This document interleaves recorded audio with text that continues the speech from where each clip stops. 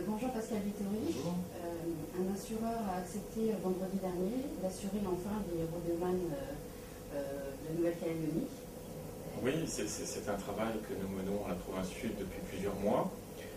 J'avais rencontré au cours hippique M. Gérard Vidois, président de la Fédération des rodéomènes de Nouvelle-Calédonie, qui m'avait fait part de son inquiétude puisque des rodéos étaient organisés sans assurance. Et donc avec beaucoup de risques pour les rodéomènes.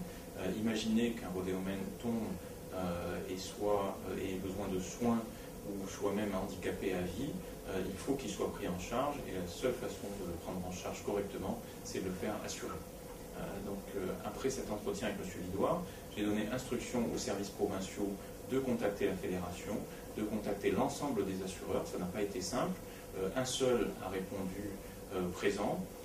Et donc nous avons pu organiser cette rencontre entre l'assureur et les rodéomènes pour qu'on aboutisse enfin à des contrats individuels signés avant chaque rodéo. Ce sont des perspectives intéressantes puisque nous avons le projet de développer cette filière rodéo en province sud. Pour la première fois cette année, nous avons subventionné les sociétés qui organisent les rodéos.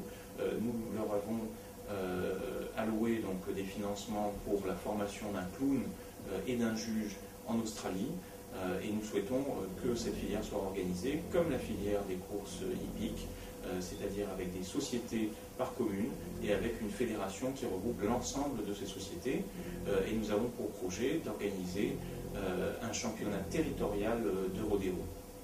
Alors c'est important parce que le rodéo, même si c'était une activité récente en Nouvelle-Calédonie, c'est une pratique du travail du bétail qui est bien connue en Nouvelle-Calédonie. Et donc nous avons la volonté de développer cette activité qui amène dans les différentes foires agricoles plusieurs milliers de personnes. Et donc ça permet sur le moment de générer de l'activité économique, de permettre aux participants aux foires de mieux vendre leurs produits.